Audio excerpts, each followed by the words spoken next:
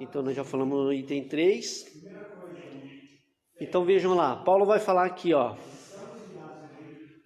Por causa disso, o apóstolo insiste pela total compreensão de qual seja a largura, o comprimento, a altura e a profundidade do amor divino, né? Então ele está usando as expressões naturais para que o homem tente se achegar nesse amor, né? Então veja aqui, eu separei. O amor de Cristo é suficientemente largo para abranger a totalidade da humanidade. Porque ele pergunta aqui, né, irmãos? Qual seja a largura. Depois, suficientemente comprido para durar por toda a eternidade.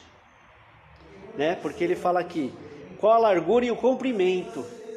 E depois, suficientemente profundo para alcançar o pecador mais degradado.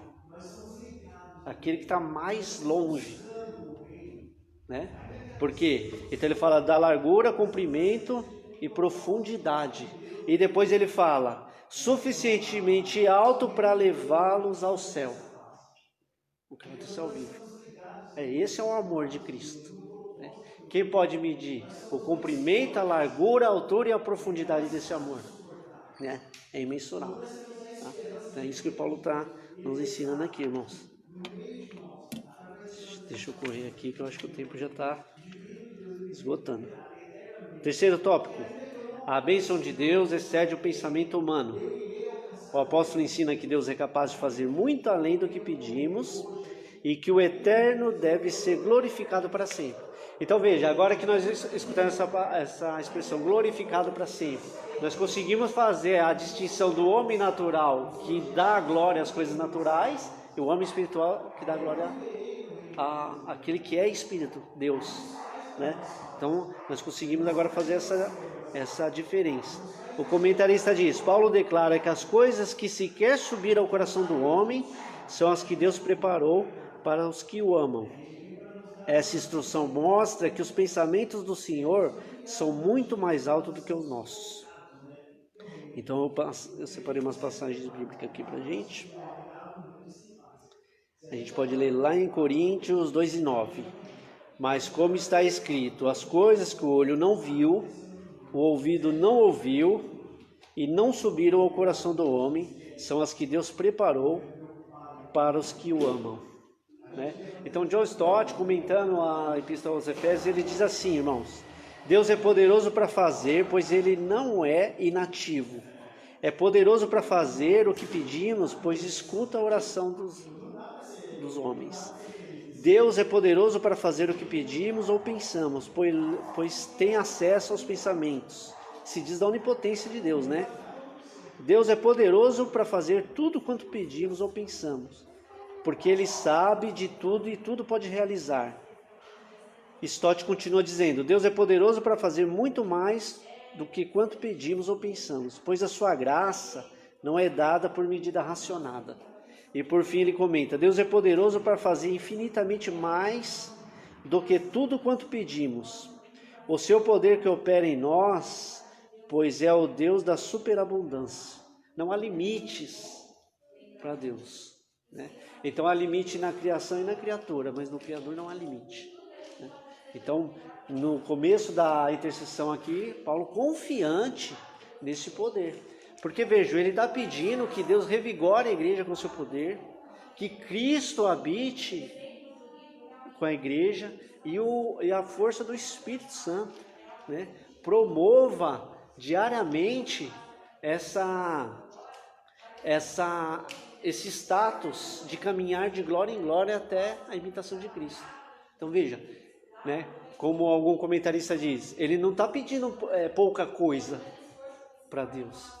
Mas ele sabe que isso para Deus é fácil, falando vulgarmente, é tranquilo. Né? Isso não é um problema para Deus. Né? A despeito que para nós homens são os limites no qual podemos alcançar. Isso é muito importante. Então, vamos lá, o tópico 2, o convite para a adoração. Então diz assim, Paulo encerra esse capítulo com um convite de adoração a Deus, cuja glória é devida na igreja, por Jesus Cristo em todas as gerações. Então, glorificar a Deus. Vamos usar aqui, irmãos, do que se trata, então? É com o nosso coração. Então nós estudamos. É a estrutura, o centro da volição da estrutura tríplice do ser humano, né? Ele vai amar por participação imitando a Cristo. Essa é a expressão de glorificar a Deus, a adoração. Isso acontece através das atitudes dos homens, né? Então ele muda a sua atitude diante da vida, né? Então ele ultrapassou os afetos e ama pela vontade. Olha só, é um novo caminho a ser traçado, tá? Um novo caminho. E por fim o tópico 3. A igreja nunca terá glória em si mesma, pois toda a glória é exclusivamente tributada para Deus por intermédio da obra de Cristo. É porque a igreja, irmãos, ela não anuncia a si mesma. A igreja não tem glória porque ela não anuncia a si mesma, ela anuncia a Cristo. Vejam só. Então a igreja que anunciar a si mesma, ela perdeu a essência, o seu fundamento que nós estudamos. Tá? Ela não anuncia Cristo. E é legítimo e digno que parta da igreja a expressão do amor, né? Porque ela entendeu, apesar de não poder mensurar, a conexão do amor de Deus para com o homem, né? Então é digno e legítimo que o amor comece pela igreja. Veja o que o nosso comentarista diz, e aí eu vou fechar a lição. Muito importante. Deixa eu ver a página aqui.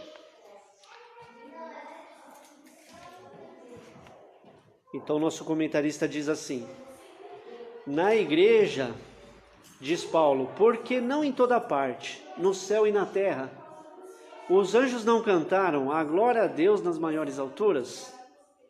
Porque ele diz na igreja, né? Então, o final da sua oração, ele diz, honra na igreja, né?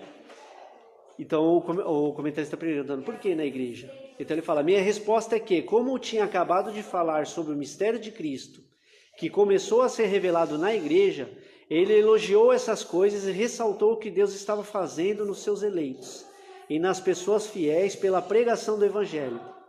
Ele estava certo em nos lembrar de que Deus deve ser glorificado em primeiro lugar na igreja,